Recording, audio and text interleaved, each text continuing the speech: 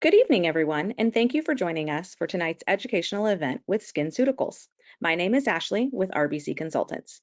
The title of tonight's program is A Practical Algorithm for the Integration of Skincare to Improve Patient Outcomes and the Satisfaction with Non-Energy-Based Dermatologic Procedures.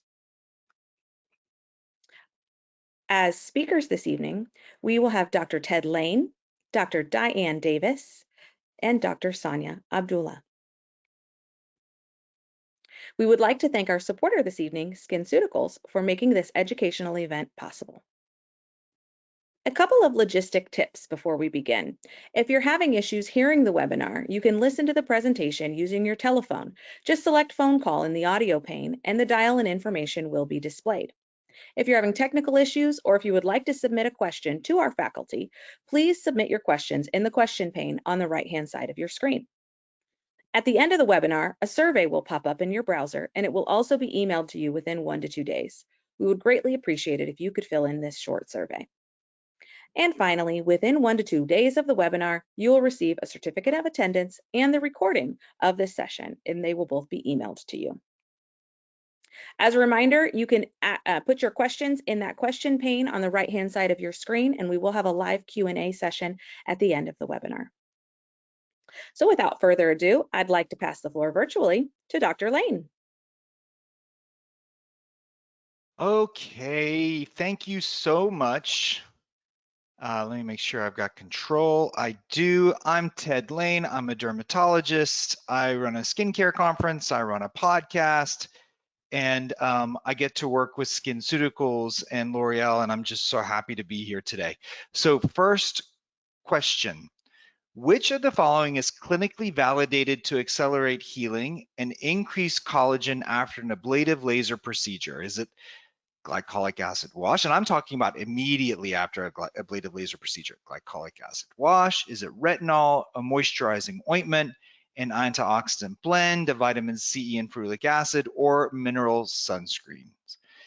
So go ahead and let us know which one, and there's only one of these, has been shown to both increase collagen and accelerate healing. And I think that's the key, is that it does both, because we got a lot of stuff that accelerate healing, but what about stuff that in addition makes the outcome even better, which is by increasing collagen production? Oh, everyone's so smart. That's exactly right. CE ferulic has got a great clinical to show that after a fractionated ablative laser, it increases beta fibroblast growth factor activity, which increases collagen. And then of course, it also hastens recovery. Okay, I don't even know why I'm here anymore. You guys don't need me. Okay, so this is SkinCeuticals. Let's get going here. I'm going to talk about the cell cycle catalyst, kind of the data behind its launch and why it was developed, and then I'll talk about a clinical trial that I was a part of, and where we included cell cycle catalyst as a precursor to a chemical peel, and then to use afterwards as well. Then the wonderful Dr. Diane Davis will talk about cell cycle catalyst plus an injectable procedure, and the amazing Sonia Abdullah from Canada, our colleague to the north, will talk about cell cycle catalyst plus an intradermal boosting filler as well. And then we'll have a little bit of time for questions at the end, depending on how fast I go, quite frankly. Okay, so we're going to talk about also an algorithm that was recently published, where dermatologists from across the world came together and talked about what kind of skincare or what kind of, ingredients and formulation together should be used with non-energy based devices as well as injectables, which is kind of what we're talking about today. And then we'll talk about the cell cycle catalyst and the integrated skincare, like I said. So this was just published. We're super excited in JDD, and you can see these derms from the US, from the UK, from Canada, as well as Brazil, all came together, and we worked on this practical algorithm which could help inform decision-making processes regarding the use of skincare ingredients, formulations, products, when you're trying to integrate them with non-energy based device treatments, as well as injectables, with the aim of improving outcomes and satisfaction. So we kind of decided to divide this up, and the columns are the procedures on the left, so the non-energy based procedures, and we're talking about chemical peels, microdermabrasion, even manual microneedling, not RF microneedling, and then injectable procedures on the right. So that's the kind of the columns are how we divided it there. And then we then divided it temporally as well. So we said, okay, pre-treatment, starting 2 to 4 weeks before treatment. In terms of the non-energy based device treatments, we'll want to make sure we're using a physiologic pH gentle cleanser. We want to make sure they're using very good sunscreen, and we recommended broad spectrum 50 plus antioxidants with that vitamin C, E polyphenols. If there's going to be a harsher procedure, we want to make sure that they are maximizing their hyaluronic acid content within their epidermis and dermis, using botanical ingredients to help soothe the skin to make sure that we don't have any inflammation before the procedure. For those with more richly pigmented skin, we talked about utilizing ingredients that would help reduce the incidence of post-inflammatory hyperpigmentation. For those with sensitive skin, use ingredients that can help calm down erythema as well to reduce the persistent flushing after the procedure. For the injectables, essentially, we just said, look, we just want to make sure they're using a cleanser, moisturizer, and sunscreen. And then any other active ingredient that the patient is using is fair game. We did say that the antioxidants, as we know, that they help to hasten recovery and can help increase production of collagen, at least with the fractionated ablative lasers. We said they may help with, depending on the injectable, post-injectable. And then we also said hyaluronic acid, as I mentioned, is very important, and utilizing kind of a multi-weight blend of low molecular and high molecular weight is important as well. We then said, okay, before the treatment, so you've kind of done what you need to do to get your skin ready. Now it's treatment time, disinfect, remove makeup, use numbing as needed, because that's all part of skincare. And then we've done the procedure, and now we have to look at aftercare. And remember, the column on the left is the non-energy based device treatment, on the right is the injectable. So aftercare, and of course, take all this with a grain of salt, because we included so many different types of procedures, kind of lumping them into one kind of basket of non-energy based devices. But if you're using an aggressive chemical peel, that's very different than if you're doing kind of a mild microneedling, right? In terms of what the skin is able to handle and the reepithelialization time. So the idea here is use anything from gentle to exfoliating, with glycolic acid being preferred in terms of a cleanser. You want to make sure the moisturizer is, again, gentle, oil-free, non-comedogenic, just to ensure that you're not enhancing the risk of acne post-procedure. Again, the broad spectrum sunscreen, definitely want to focus more on the mineral-based sunscreens if you've gone fully ablative with a strong chemical peel, for example. For retinol, for those drug-based procedures, by drug-based procedures, we're talking about like a tretinoin peel or a light-based peel. You usually can follow those up pretty darn quickly with retinol. You know, there's some data to show that patients actually achieve more satisfaction from their procedure if the post-procedure integrated care is enacted more, is accelerated in terms of when you recommend it, and if it's a little bit more aggressive than what you're used to doing. So that means exfoliating, using retinol, using active ingredients as soon as you possibly can after a procedure makes patients happier. They are more satisfied with the results of the procedure if you're aggressive with your post-procedure integrated skincare. So that's something to take away as well. For the injectable, again, the idea is we are going to tell you the very basics. Want to make sure that you're using at least cleanser, moisturizer, SPF. And then again, we talked about antioxidants, HA. And then for swelling, for example, topical corticosteroids is needed. And after this first week, we go into the full follow-up care. The idea being the full reepithelialization has occurred. What are you going to do now as the stratum corneum is very thin or barely there? You're going to get more absorption of the active ingredients. Again, the idea here is kind of use the basics for both and then add in ingredients that are particular for the skin type and the patient that you're treating.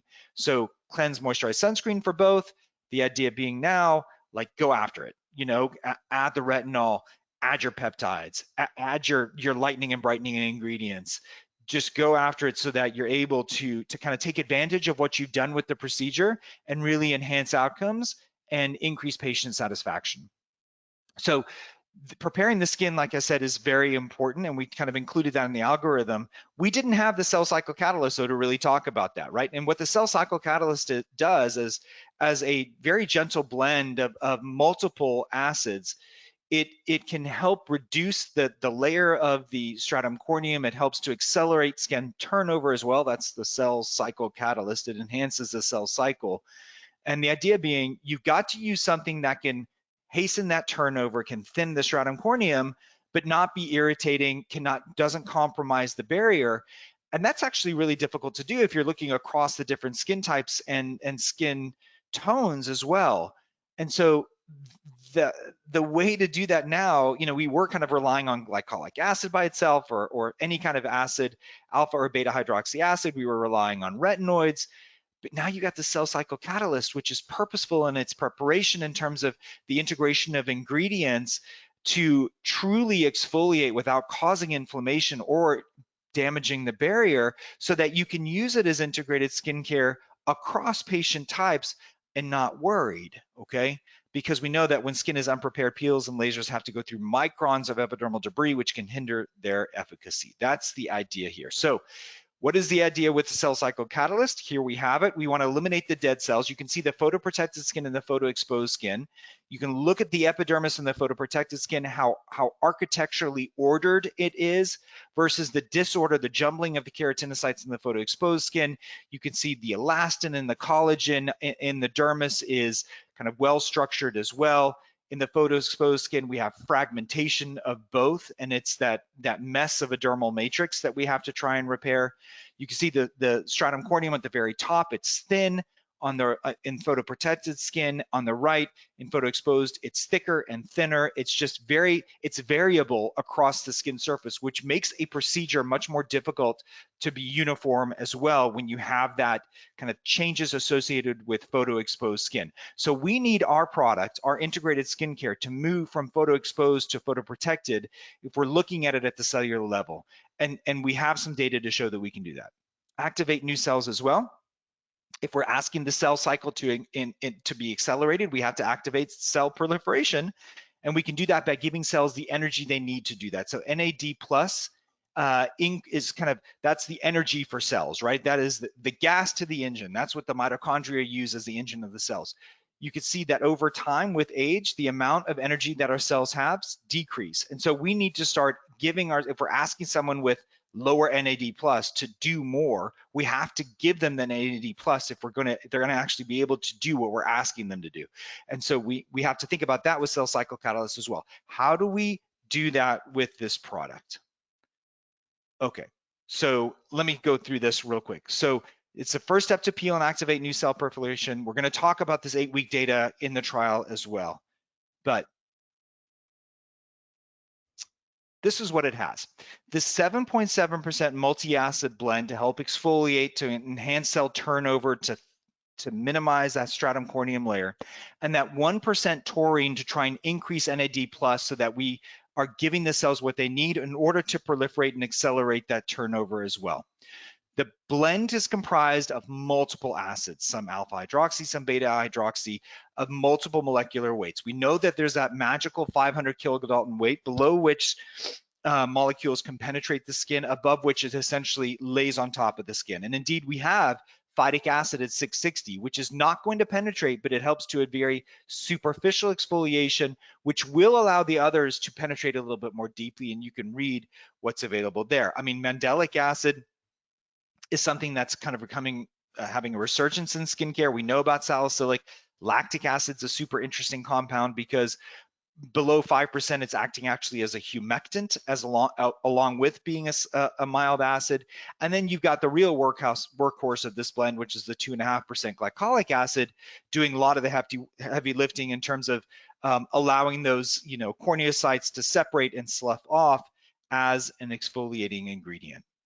Phytic acid present in legumes and seeds, one of those that you probably haven't heard much about. It does inhibit melanin oxidation by reducing reactive oxygen species damage. So it acts as an antioxidant as well as being a very mild exfoliant. And then you've got the the lactic acid and the 2.5% glycolic acid, which are the smaller molecules that actually do most of the penetration, as I mentioned before, most of the heavy lifting in terms of what we're trying to do with this multi-acid blend. The salicylic acid, it's a beta hydroxy acid. It is lipid soluble, kind of dives down deeper into the hair follicle, as we know that it's a good option for sensitive skin, especially at this very low concentration. And by going down into the follicles, we get, follicular exfoliation, as well as the skin between the follicles. We get exfoliation with the rest of the blend. Mandelic is a lipid-soluble alpha-hydroxy acid. We know that the beta-hydroxy acids are lipid-soluble. Here we actually have a lipid-soluble alpha-hydroxy acid, but is very gentle and actually has some brightening effects as well. Okay, what about this taurine character? Like, we're used to taurine in our energy drinks, right? It's Red Bull, right? Taurine is in our energy drinks. But what does it really do for the cells? Well, this is interesting. So I've already mentioned NAD+ as that kind of the gas of the motor of our cells. Well, niacinamide is another compound that's commonly used in skincare. We think of it as a gentle giant because it can do so many great things for the skin. But one of the things that we don't really talk about, but it is a function of niacinamide, is to increase NAD+.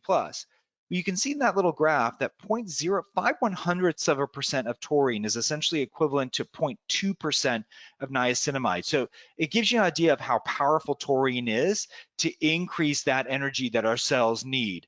So it increases NAD+ levels, as mentioned at the top there, acts as an osmolyte to maintain cutaneous water homeostasis. Super important if we're exfoliating, but we're trying not to, trying to avoid any kind of irritation or inflammation. We better not mess with the barrier.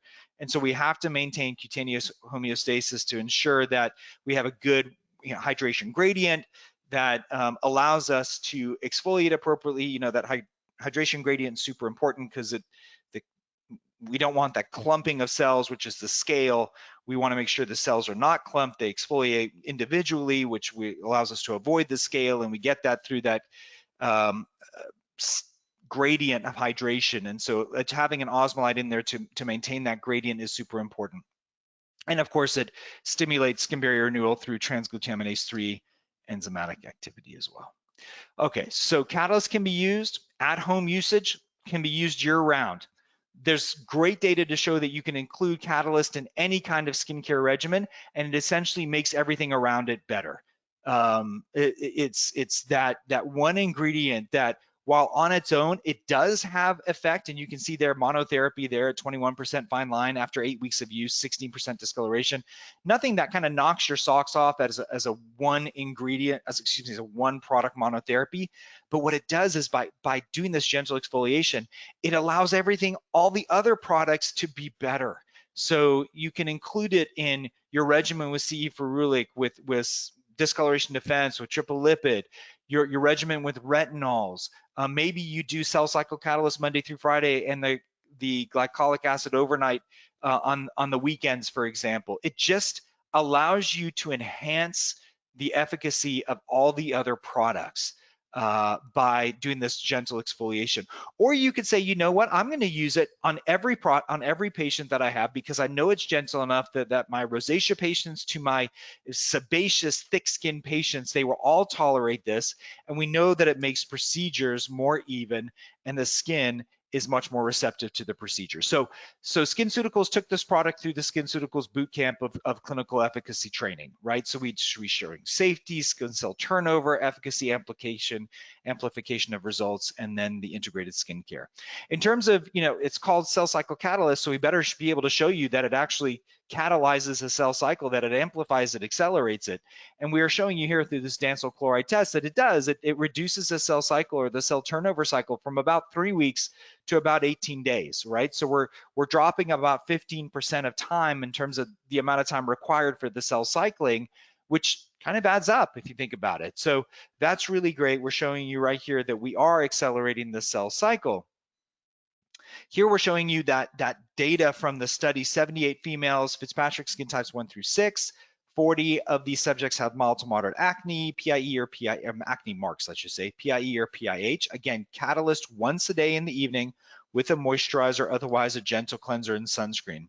And we're showing you week 1, 4, and 8, the gray, white, and blue, that over time we're reducing fine lines by 21%, even larger wrinkles are reduced, pore appearance improves, roughness definitely improves, acne, discoloration, all improve. We get greater radiance and clarity. So we're showing you activity here with this used as essentially monotherapy in terms of an active ingredient in a skincare regimen.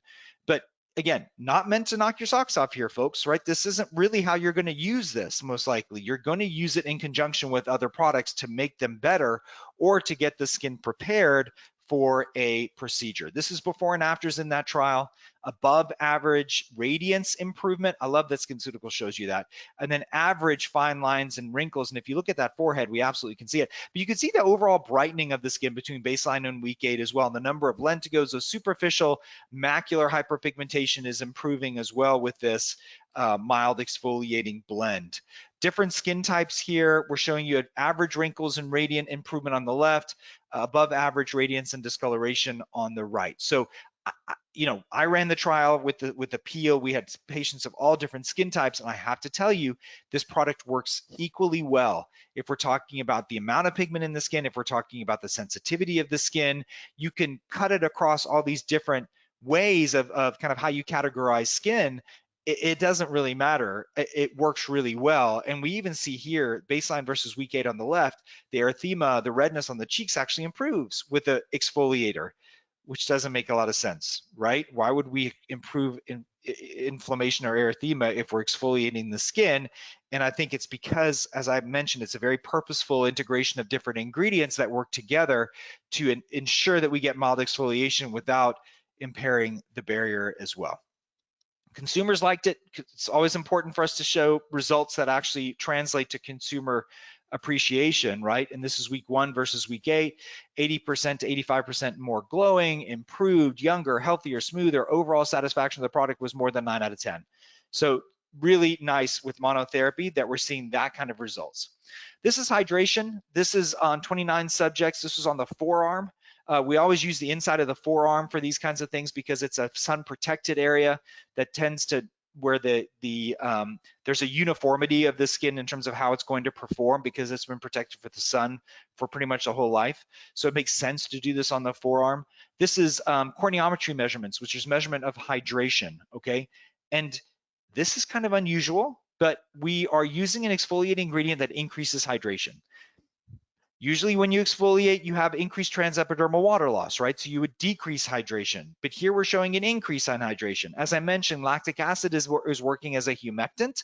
A humectant brings water into the skin, and you've got that taurine, which is working as an osmolyte as well, which helps to restore water homeostasis. So there's a couple of ingredients in there that kind of justify the readings that we're seeing here with corneometry on the inside of the forearm after applying the cell cycle catalyst. And again, this may translate as to why we don't see that, why we do see that erythema improvement in that patient, because we are actually increasing hydration of the skin with this product. It's counterintuitive, but it can work. All right, let's talk about this trial that we completed and are reporting out. So this is cell cycle catalyst. It was a split face trial. We asked the patient to apply the cell cycle catalyst to one half of the face and the vehicle of cell cycle catalyst to the other half, and that was randomized.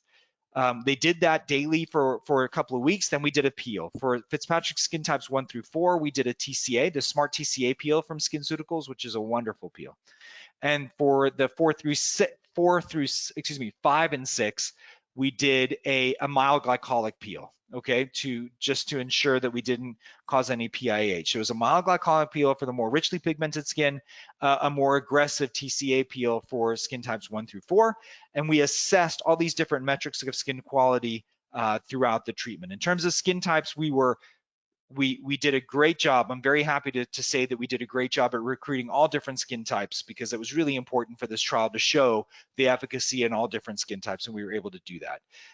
45% achieved glycolic, 55 or received glycolic, 55% received TCA. So this was the choice of peel was actually up to the investigator. So even though I mentioned 5 and 6 all got glycolic and the rest all got TCA, there was an opportunity for a lower Fitzpatrick skin type based on that patient's desires and previous experience with peels to receive a glycolic versus a TCA. Okay, We enrolled male and female patients, and 30 out of 31 patients completed the study.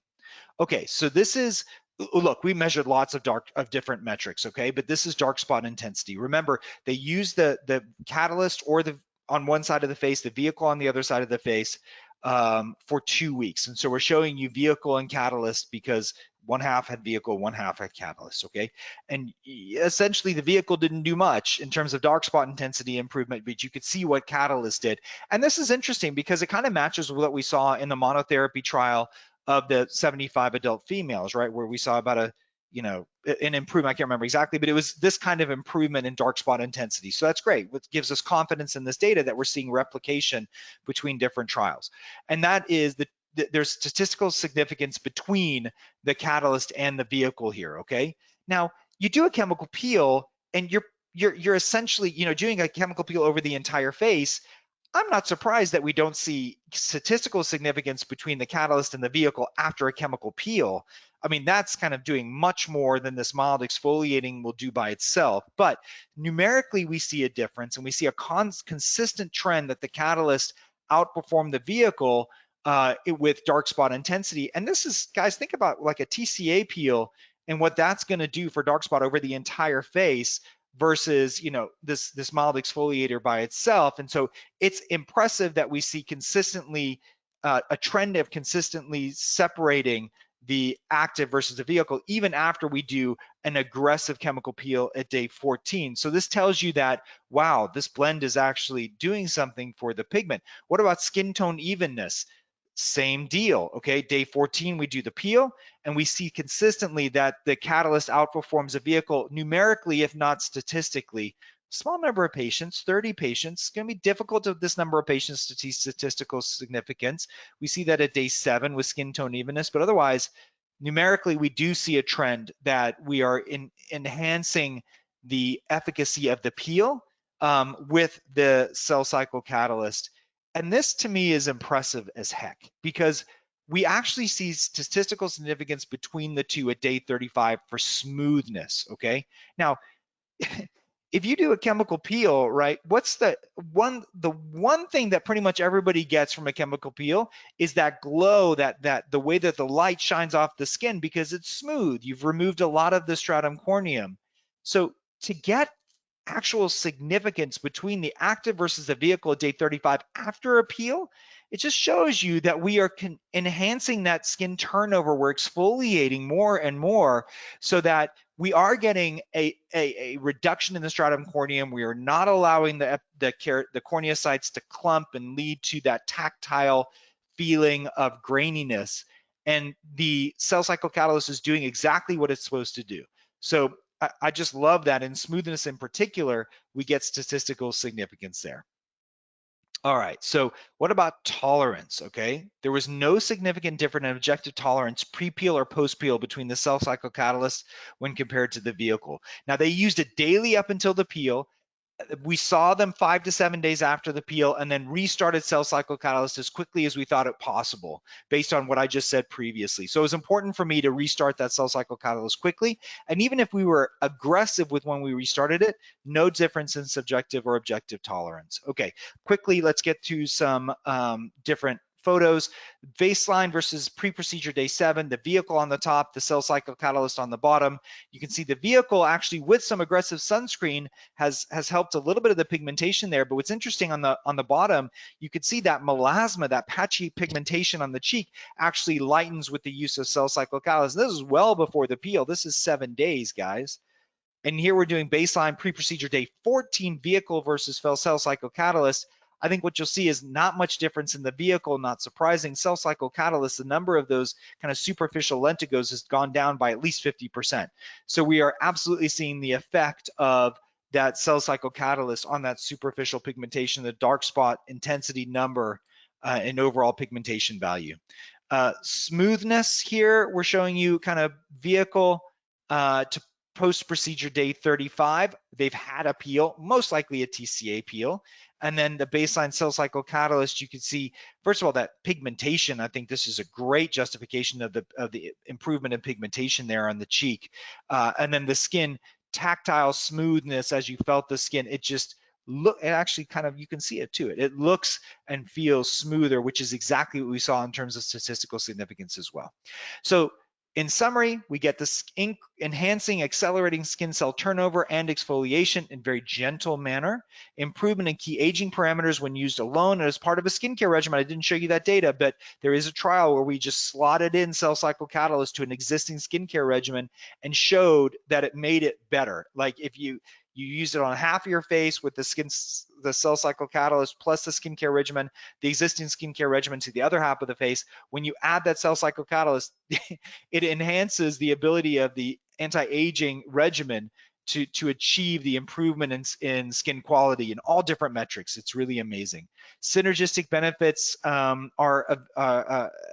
we didn't show you this day, I've run out of time, but there are synergistic benefits when you include cell cycle catalyst and CE ferulic, for example, in terms of the genes that are expressed. It just changes it so that we see more genes expressed associated with cell proliferation and maturation versus if you just use CE ferulic by itself, for example. And then, of course, I showed you its ability to be used as integrated skincare. Okay. I would now like to introduce my wonderful colleague, Dr. Diane Davis, who is going to talk about the trial and the experience she has with this product. Diane, thank you so much. Thank you so much for having me. I'll be discussing trends that we're going to be seeing in our male aesthetic patients. That's the patient I'm going to be discussing today. I'll also be discussing how we took all of this information that Dr. Ted Lane has just given us. It just sounds so exciting when you explain it. So how we put all of this into use as we're starting to prepare our patients for their procedures. Again, I'm Dr. Diane Davis. I am in private practice in Dallas, Texas, and I will take the next slide, please. So I'll be discussing again our approach to male aesthetics in the current aesthetic market. I'll also be discussing the management of facial aging and hyperpigmentation using an integrated skincare approach. And I will also be discussing the integrated treatment plan we did with the SkinCeuticals products that will include our featured product this evening, Cell Cycle Catalyst, and how we prepare the skin for our injectable procedures to improve those outcomes. Next slide, please. So market data is showing us that men are one of the fastest growing segments in the aesthetic market, and they have a particular interest in minimally invasive procedures. Listed here, you can see some of the common treatments to address some of their concerns based on what we are seeing in the male aesthetic trends. And this is in line with what I'm seeing in my practice. Men are seeking out dermatologic care for concerns regarding hair loss, hyperpigmentation, ingrown hairs in their beard region. They also want to establish an overall skincare regimen that may or may not include in-office procedures and or injectables for some of their surface facial attributes that they are seeing. And so we'll go to the next slide, because here we can see this is my patient. He came to me, he's a 35-year-old African-American male. He came to me with concerns of wanting to start an anti-aging regimen that would also help address his fine lines, wrinkles, and just overall evening out his skin tone. Next slide. So with our integrated approach, we discussed placing the patient on a comprehensive skincare regimen where after preparing the skin for procedures, we would then transition to in-office injectables to help address some of his static and dynamic rhytids. And we would also build out additional treatment options that he would come back and do at a later date. We moved to a 2-week pre-procedure integrated regimen with our cell cycle catalyst, as well as the other products that you see listed here on this slide. Again, as Dr. Lane eloquently stated, our goal was to stimulate skin cell renewal ahead of the treatments to help maximize receptivity of the procedures without the skin being too compromised or irritated, which sometimes is what we may see if we start our patients on a treatment plan. Sometimes if we start them off, maybe with a retinol and it's too irritating for their skin, if we've compromised that skin barrier, then we may not, again, have that skin receptive to receive the procedure that we are going to be doing on our patients. And so again, we want to make sure that we're having our skin more prepped prior to any of those procedures. Next slide.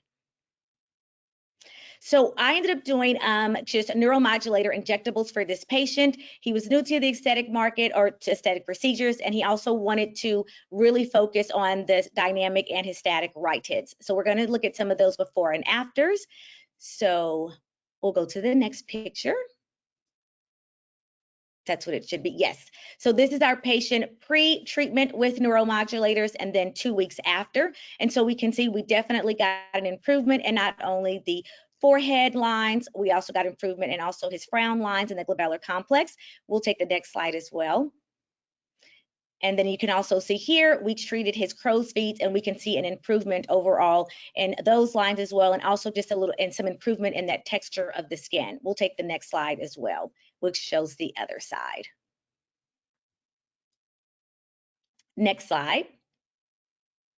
So again, with our integrated approach, we discussed placing this patient on this skincare regimen, hoping to address some of his concerns. We started with in-office injectables. We then started talking about doing more non-energy based procedures, such as microneedling, also talking about some chemical peels. And so his skin was going to continue to be prepped with adding the cell cycle catalyst into his regimen. And like Dr. Lane said, you can also include this not only as pre-procedure prep, but you can continue this throughout the entire year because they're going to continue to receive some of these benefits from this multi-acid compound that we have now with cell cycle catalyst. Next slide, which I think is going to be our conclusion for my portion of the talk. And so that's again just based on my experience. We saw that it prepared the patient's skin ahead of the process. We integrated this into this injectables, but again, you can carry this into some of the other procedures that Dr. Lane has already mentioned. And also we saw just an increased physician satisfaction to appreciate the improvement of the skin brightness, also incorporating some of those other ingredients such as antioxidants, also a brightening treatment into his regimen as well. And that concludes my presentation. And it is my honor now to introduce Dr. Sania Abdullah. She is our board certified dermatologist coming from Canada, and she is going to take us into the next segment of this webinar. Awesome. Thank you, Diane, and good evening, everybody. I'm excited to be here with you from Toronto. So I'm just going to advance these slides here. So I'm a double board certified dermatologist, and I'd like to put this polling question to you. What do you currently advise your patients to do in the 2 weeks leading up to their in-clinic procedure? I'd ask you to select one of the following: no prep needed, book an in-clinic chemical peel, off-cycle retinoids, meaning holding your retinoids for a couple of weeks prior to procedure, start actives that target dyspigmentation and increase exfoliation, or maybe it depends on the procedure type.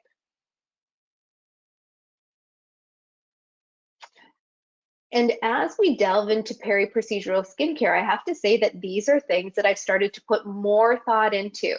And you'll see here when we look at the results of this poll, for many of us, it really depends on the procedure type. Is it injectables? Is it laser? Is it energy-based devices? But as Diane and Ted kind of alluded to earlier this evening, we now have a product that we can start in those couple of weeks leading up to procedure, carry it on throughout, and go from there. So I'll switch back to our presentation here, and I'm going to share with you one of the real-world cases from my clinical practice. So we're going to look at skin quality attributes, treatment options to improve overall complexion, and again, focus on peri-procedural skincare. So when we're looking at skin quality considerations, I'm going to share with you a publication that I think is very, very impactful. But again, here we're going to focus on cell cycle catalyst as the pre-procedural intervention. Again, once daily application, 14 days of use, and then followed by HA microdroplet treatment. So in Canada, we have 2 major HA microdroplet treatment options. So SkinVive by Allergan and Restylane Skin Boosters that I don't believe you have yet in the US. As part of our real-world treatment protocol, the subject was instructed to maintain their at-home skincare regimen and again, add cell cycle catalyst as the intervention in a peri-procedural fashion. So when we're talking about skin quality, the zoom boom of COVID really forced us to get a better understanding of the different attributes that are going to contribute to outstanding skin quality. And one of my colleagues from Vancouver, Dr. Shannon Humphrey, as well as a group of esteemed colleague of mine, put together this publication in the Journal of Dermatologic Surgery. And they really honed in on three primary components that are really of relevance when looking at skin quality. And so they include the visible domain, so things that patients see when they look at their reflection in the mirror, so things like erythema, hyperpigmentation, that skin radiance or sallowness, the topographical component of skin quality, so that textural change, things like roughness, finer coarse lines, dryness, pore size, and lastly, mechanical. So how did the skin feel or function? So the elasticity, the pliability, the firmness, the thickness of the skin. And you'll see in this Venn diagram that there are a number of areas that intersect, but primarily elements such as crepiness, laxity, and hydration. And we alluded to skin barrier function, the epidermal effect of cell cycle catalyst, and ways to improve skin quality, luminosity from an epidermal standpoint, and now pairing it with a deep dermal hydrator, we have a perfect combination. So this is a case of my patient. She's a 28-year-old female, Fitzpatrick skin type 4 of Chinese ethnicity. She came to clinic with concerns around skin radiance, acne scarring, and pore size leading up to a life event. So she's going to be actually getting married in 3 years, but is already starting her skin prep at this point. So I was very excited to go on this journey with her. And these are her baseline photos. So you'll see on your most left in interior view and her oblique views. So again, some concerns around radiance, pore size, and acne scarring. And despite this patient having very sebaceous, acne-prone skin, having been through courses of isotretinoin in the past, she still self-identifies as having very sensitive skin. So the treatment plan that was put together, again, was that lead-in once daily application of cell cycle catalyst, in addition to her own skincare regimen. So you'll see that she's using SkinCeuticals, Silymarin CF, as well as a gentle cleanser twice daily and adequate sun protection in the morning. She's also alternating a BHA serum and a skin renewing serum at bed, and amplifying with a lipid-based moisturizer in the evenings when needed. So in this particular circumstance, 14 days of cell cycle catalyst as a lead-in treatment, background home skincare regimen, and the intervention was the SkinVive hyaluronic acid microdroplet therapy. So for most patients, this is injected in a grid-like pattern across the cheek, multiple immediately subdermal injection points, approximately 0.05 to 1 to 0.1 cc's per injection point. And in this patient, she was treated with 2 cc's of product at the 14-day mark. So I'm excited to share these outcomes with you this evening. So you'll see on your most left, that is her baseline photo prior to starting cell cycle catalyst. The middle photo in anterior view, this is her photo after 14 days of cell cycle catalyst. So you'll see improvement in the overall uniformity of the skin. I'll draw your attention to the nasolabial fold and the perinasal area, so reduction in the erythema, improvement in the hyperpigmentation, particularly in that melemental area, and overall improvement in skin radiance. The last photo on the most right of your screen is 7 days after microdroplet hyaluronic acid treatment. And keep in mind, this patient was treated across the cheek area. I did extend closer to the nasolabial fold, being mindful of the angular artery, but you can see overall that glow, that epidermal improvement, that subdermal hydrator, an excellent pairing for great outcomes for patients. I'm going to now shift to the oblique views. So baseline, 14-day self-cycle catalyst in the middle, and then 7-day follow-up following microdroplet hyaluronic acid. And the thing I want you to see in particular in these photos, pay attention to the lateral cheek. the kind of cheek highlighter effect. And that's one of the things that patients are particularly excited about. This is without any makeup, without any cosmetic. This is very au naturel. And this is the effect that we can get, again, pairing cell cycle catalysts from an epidermal standpoint and that deep dermal hydration with microdroplet HA.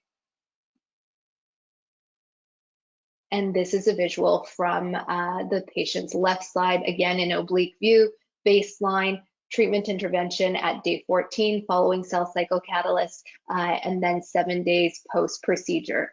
And so again, for our patient, great outcomes showing, again, safety, efficacy of cell cycle catalysts being used in a peri-procedural complementary fashion for skin quality outcomes when paired with hyaluronic acid microdroplet treatment. Ultimately, I think this is a very exciting pairing and really an option to improve patient satisfaction, as well as my satisfaction when it comes to treatments for our patients. So I will wrap that portion of our presentation this evening, and I will invite you to click on this QR code. I want to draw your attention to the SkinCeuticals webinar on the Medscape educational platform. This is a webinar that Dr. Heather Woolery-Lloyd is hosting, looking at skincare in skin of color, approaching it from a peri-procedural standpoint. So pre, intra-procedure, and post-procedure. So again, a big thank you to SkinCeuticals for giving us yet another amazing learning opportunity. So I'll hand it back to you, Ashley. Great. Thank you, everyone, for joining us this evening. So now we are going to open up the floor to some questions. So if you have questions, please enter them into the question pane on the right-hand side of your screen. We would like to take the opportunity to thank SkinCeuticals for making this event possible, and also to let you know that we have another educational event coming up on April 25th. And so please register for that. You are able to do that at the rbcconsultants.com/webinars. You should be able to find that and register for that event as well. But for now, we are going to open up the floor for some questions. And it looks like the first question we have here is, can patients use retinol along with cell cycle catalyst? I think we're all nodding yes. Sonia, Diane, right? Yeah. Absolutely. I use as just anecdotally, I use tazarotene and tretinoin at night, and I added in a cell cycle catalyst, thinking that when I first started using it, half my face was going to fall off from overexfoliation, and it didn't. It's really, that's when I realized how gentle this is. And so I had a couple of days of redness, I'm not going to lie, but otherwise I was able to tolerate. I still do tolerate it. So yeah, I think it's absolutely suitable for a patient on retinol.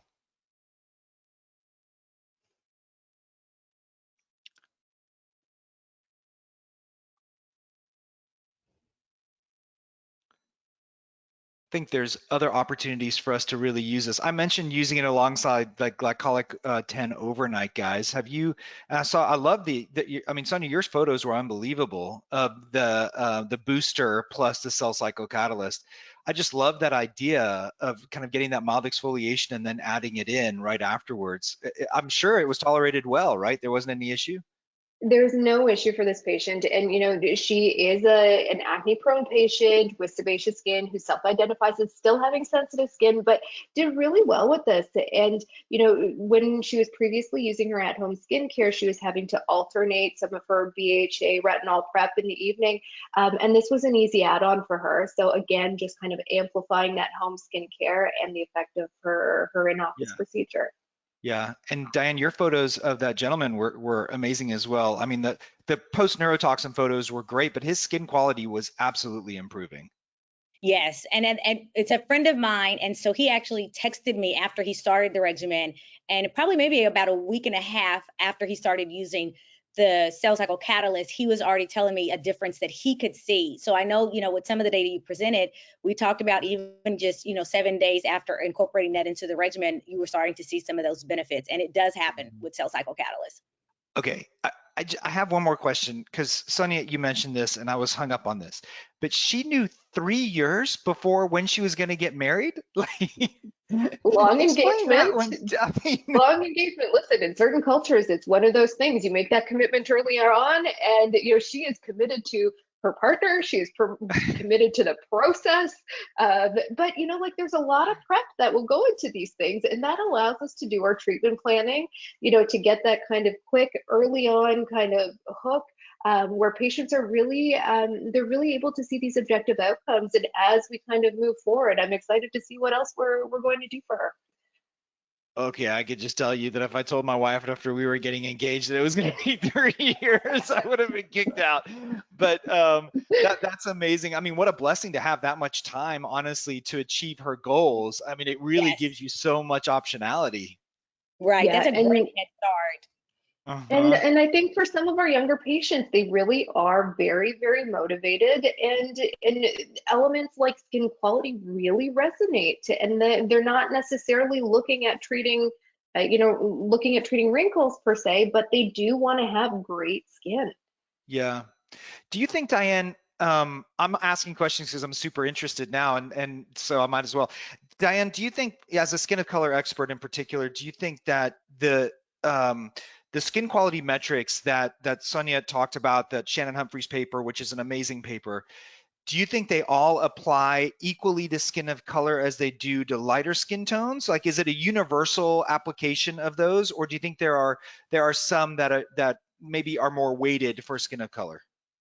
I mean, they do all apply, but I would say definitely when it comes to skin tone evenness, Okay. clarity, and pores, those are the concerns that I hear time and time again from my skin of color patients. I'm sure you guys probably do too. But for us, especially in Black and brown communities, a beautiful even skin tone where you can get up, do your morning regimen, and you don't have to really use any concealer, any powder, or anything like that. That is beauty in a lot of our cultures.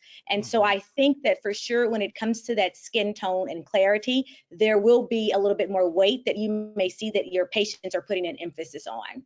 Okay, that makes sense. And it's so difficult to achieve that. But like I said, I Mhm. mean, there is data to show that if you incorporate cell cycle catalyst into an existing regimen, it makes everything better. And so I could see that as being kind of a key ingredient or a key component of a lightening regimen for all skin tones, quite frankly, but in particular for Sure, skin color, that makes a lot of sense to me. And also by not increasing inflammation as well, right? absolutely, right. Well, I mean, thank you, everybody. I think we have, I think Ashley's probably having a little bit of technical difficulties, I'm assuming. We've got some questions here. Oh, we do? Okay, great. Yes, we do. So how many days before and after peels, laser, or microneedling should we use the cell cycle catalyst? Sonia, you want to take that one? So, for most of my patients, we will do the lead in for 14 days, and I encourage them to continue it post procedure. This is a product that is very gentle, and so it is meant to be used post procedurally, again, based on the clinical context. But for most of my patients, they do very well. Okay, Dan, anything to add to that?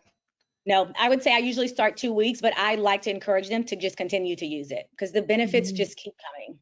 Yeah, I totally agree. Great. Should we recommend a slow start with the cell cycle catalyst like we do with retinoids? And I also have a question here that kind of goes with this is, can it be applied right on top of a retinoid at night? Oh, good question. So real quick, in terms of layers of application, like order of application, I think the easiest way to think about this is doing thin to thick, okay? And you're not going to get thinner than cell cycle catalyst. It is thinner than a serum. It's almost water-like. So a few drops and you rub it in and it goes a long way. So cleanse, cell cycle catalyst, maybe serum, then moisturizing sunscreen, for example, would be a good way of thinking about it. But then in terms of retinols, guys, what do you think? Is it okay to be used alongside a retinol? I think it's fine. Yeah. Okay. All right, Sonia, agree? I absolutely agree. And I would Yeah. typically do the cell cycle catalyst first and retinoid second. I think the penetration is better, and because it is so gentle, I think it's very reasonable. Okay. And how many times a day are we recommending to use the cell cycle catalyst? Well, I recommend it once a day. What do you guys say? I Once recommend daily. it once a day. Yeah. That it probably could be used twice a day, quite frankly, Ashley, but all the studies have been performed with it being used once a day.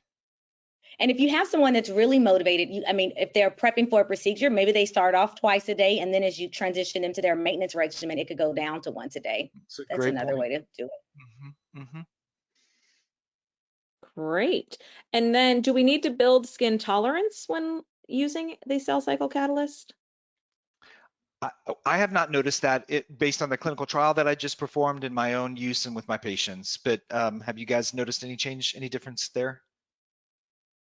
My experience has been that it's been well tolerated, even in my rosacea prone patients. They've done very well with it. Mm-hmm. Mm-hmm. Great. And then I've got one more here. If using other straight lactic acid serums, can this be used in conjunction? Yes, it can be used in conjunction with other exfoliating ingredients. All right, that is the end of our questions. We are good to go. Thank you so much, everyone. I'm going to give you a moment to say some closing remarks.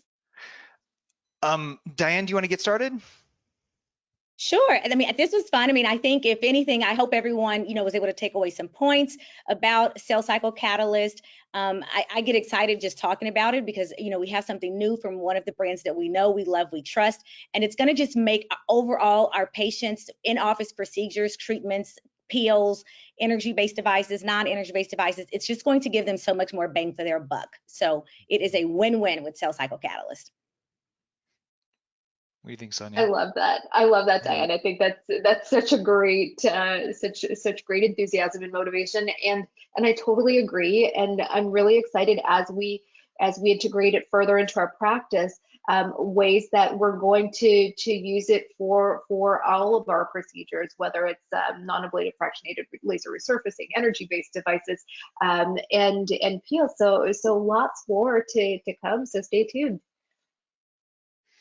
Yeah, I would just say, thank you to SkinCeuticals for hosting this. Thank you for investing the amount that they do invest in ensuring that there's clinical data to support the use of their products in multiple different ways across multiple skin types. You just don't see this in other brands. And so kudos to SkinCeuticals for doing this consistently as they launch these new innovative products. So, and also thank you to everyone watching and listening today as well. And Roxanne's group, RBC, you guys always do a great job. Thank you.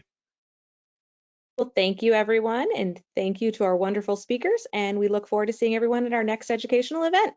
Good night. Thank you. Good Thank Thanks, you. night. everyone. Bye. Good night.